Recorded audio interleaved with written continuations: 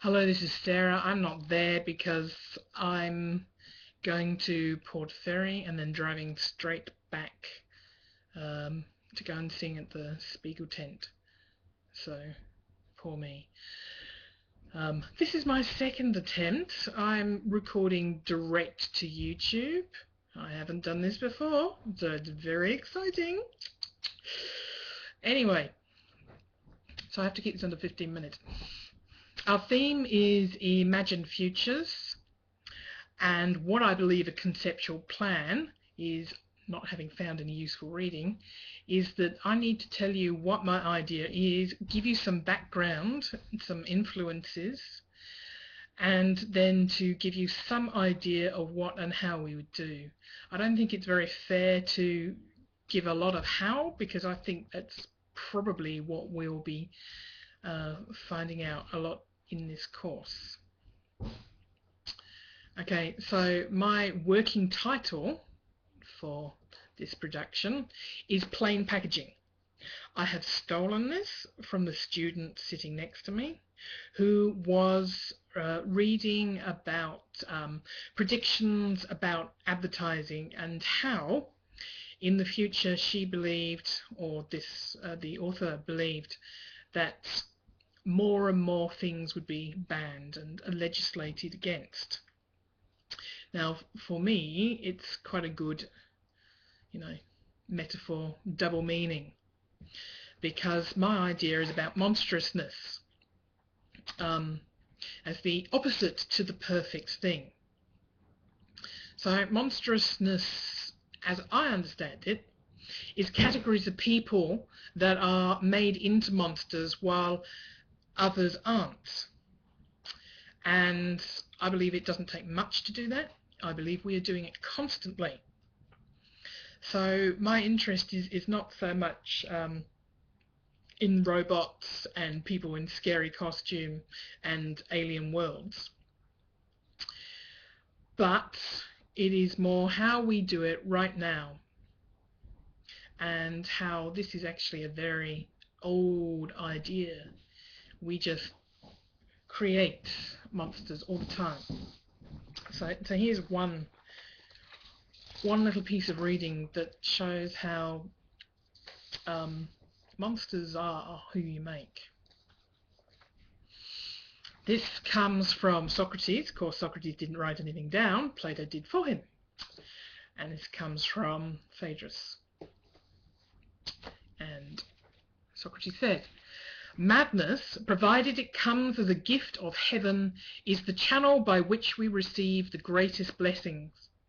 The men of old who gave things their name saw no disgrace or reproach in madness. Otherwise, they would not have connected with it the name of the noblest of all arts, the art of discerning the future, and called it the manic art. So according to the evidence provided by our ancestors, madness is a nobler thing than sober sense. Madness comes from God, whereas sober sense is merely human." So, in the West, we value reason very, very highly. And yet this, which was written in the 4th century BC, and Socrates came before that, and this was probably already a pretty old idea by then, gives you that borderline between, yeah, okay, right, which is it? Which side does it fall on? Does it fall on progress towards the perfect thing? Or does it lie on the trajectory towards monstrousness? Now, that reading comes from one of my influences, which is this book, Beyond Reason, Art and Psychosis, works from the Printemps collection. You see this image on the front, which is from one of the inmates, as they were called. And it's of a man in black with a mask. And he's got this tenuous connection, it's a very tenuous but beautiful connection to the earth on these very unlikely stilts. So there was a period where madness started to be looked upon more as a crime and a fault. And this is on the border of that. But the Prinzhorn significance of the Prinzhorn collection is that it's one of only 2 collections in the world, the other one is in Melbourne, of artwork created, as a form of therapy, by people who were inmates of an insane asylum. So whatever you think of that, and however that work is presented, what it says to me is that although these people have been designated as can't be part of society for whatever reason, the way they think, the way they behave, they still have profound creativity and insight into the human condition. So, who is the monster? And how human are these monsters? Like I said, these are old ideas. They keep coming back. And, 2 classics. One we've seen, Brave New World, and also one that I read from Frankenstein. Both of these stories are about the conflict or the contrast between 2 ideas, science versus nature. You can use different words there, but there's always the idea what human beings have done versus what is meant to be, whether you think meant means divine order or order of nature. Okay, so both of those stories about how science has gone too far. It has subverted the order of nature and there are unforeseen consequences. Now that goes against the idea that we have of science in the West, that it is, generally speaking, supposed to be good. It is about progress, it is linear, and it moves towards the future. Okay, so these stories were saying not so clear cut, because the world in Brave New World is neither, or it's either neither a utopia nor a dystopia, or it's both. And yeah, you have to judge yourself. It's a pretty complex story. And the same is true of Frankenstein. People always think that the Frankenstein in the title refers to the monster. Yes, it does, but the monster is not the creature that is made. Frankenstein is the creator. And there's a very clear transition in the book that the monster who is made becomes more human, whereas the creator becomes far more monstrous. And there's a lot of play between light and dark and sound and visual appeal. Ugliness is always linked to evil and badness. That is a very old motif. Okay, so a bit about that's something about the idea and the influences, and now a bit about the what and the how. Right, so I think the job of the concept plan is to limit the universe. We have been told make something from anything, but I always think that you can only start with some rules to contain that universe so that you can do something. So my rules consist of what this is, what it is not, a few props and some things that will be in that thing, but it's not a lot of how. Okay, the how relies on us using techniques that we have already encountered in previous performance studies. Okay, so the 2 props that I see are one,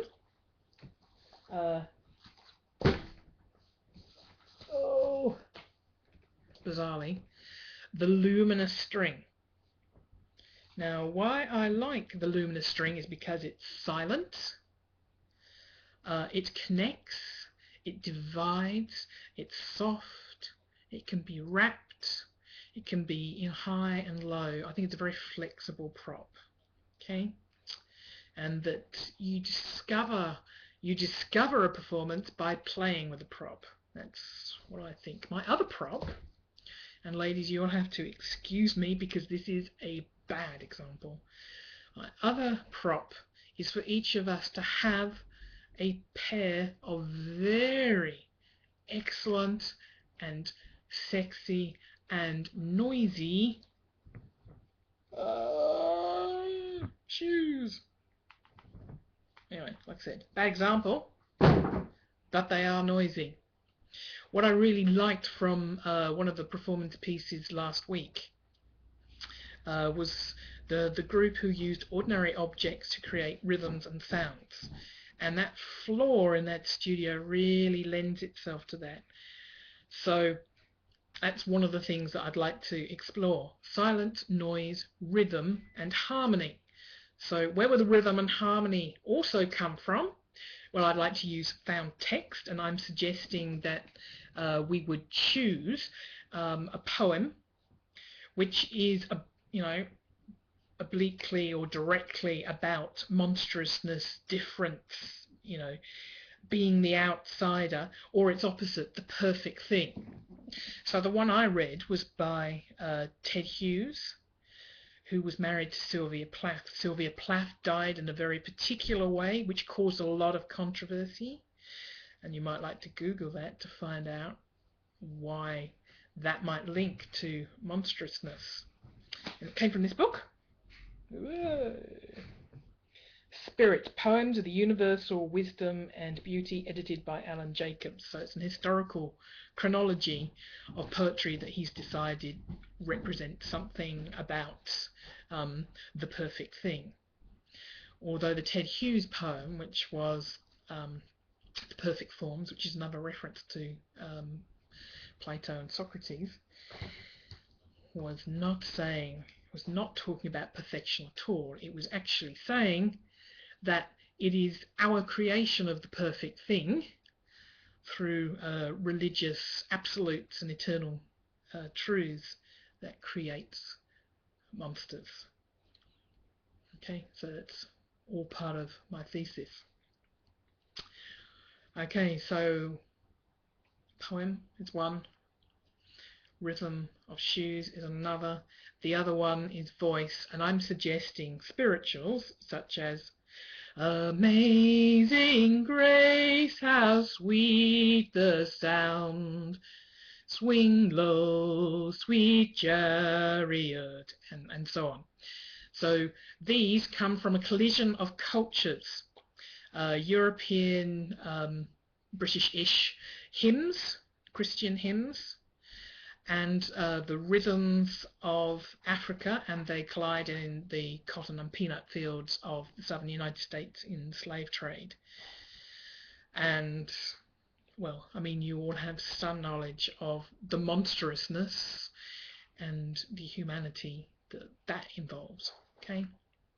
And one thing that I learnt from Critical Studio D was how injecting randomly a piece of rhythmic or sung text through a piece, and the way those ebb and flow and the voices join and they mingle, and that the coincidence between them is very beautiful.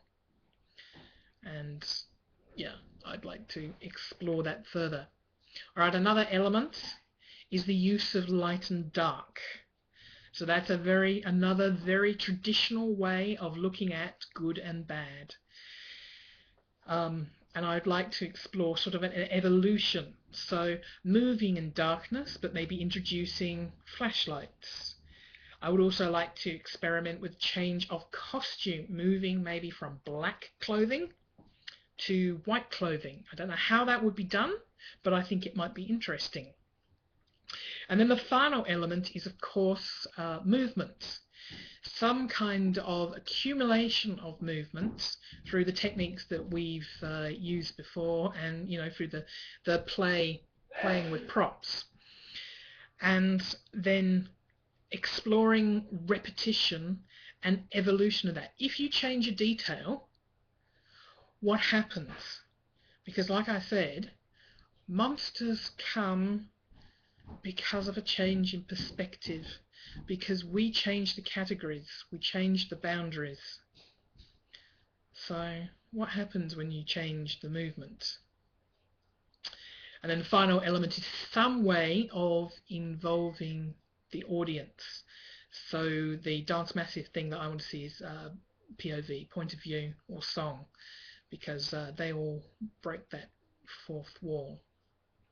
Okay, so that's it. I hope this one uploads.